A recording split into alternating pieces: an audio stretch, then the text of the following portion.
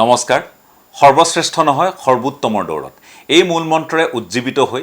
৬টা বছৰ পূৰ্বে অসমৰ সংবাদ ক্ষেত্ৰখনত আত্মপ্ৰকাশ কৰিছিল আপোনাৰ প্ৰিয় চেনেল ND24 আজি ND24ৰ ষষ্ঠ বাৰ্ষিকী আমি সপ্তম বছৰত ভৰি দিবলৈ গৈ আছোঁ এয়া এক বৃহৎ উপলব্ধি আমি প্ৰথম দিনটোৰ পৰাই পক্ষপাত নহয় স্পষ্টবাদ এই নীতিৰে আগবাঢ়িছোঁ যাতে আপোনালোকে প্ৰতিটো খবৰ সঠিকভাৱে সঠিক সময়ত লাভ কৰে আমাৰ প্ৰতিগৰাকী সদস্যই প্ৰতিগৰাকী সাংবাদিক সতীৰ্থই এই ক্ষেত্ৰত অহোপুৰুষাৰ্থ কৰি আহিছে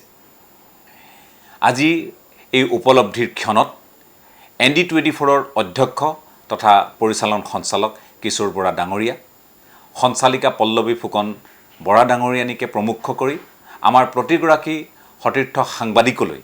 আমি আন্তৰিক শুভেচ্ছা আৰু লগতে অভিনন্দনো জ্ঞাপন কৰিছোঁ আমি আশা ৰাখিছোঁ আমাৰ এই আপোচহীন নীতি আৰু লগতে দায়বদ্ধতা সদায় যাতে অটুট থাকে এই ক্ষেত্ৰত সদাশয় প্ৰতিগৰাকী দৰ্শকৰ পৰা আমি দিহা পৰামৰ্শ বিচাৰিছোঁ আৰু লগতে গঠনমূলক সমালোচনাও কামনা কৰিছোঁ প্ৰতিটো প্ৰত্যাহ্বান নেওচিবলৈ আপোনালোকে এই ৬টা বছৰে আমাক যি সাহস প্ৰদান কৰিছে যি শক্তি আমাক দিছে আৰু যি মৰম আশীৰ্বাদ প্ৰদান কৰিছে তাৰ বাবে প্ৰতিগৰাকী সদাশয় দৰ্শকৰ ওচৰত আমি সদায় কৃতজ্ঞ হৈ ৰ'ম জয় টু ND24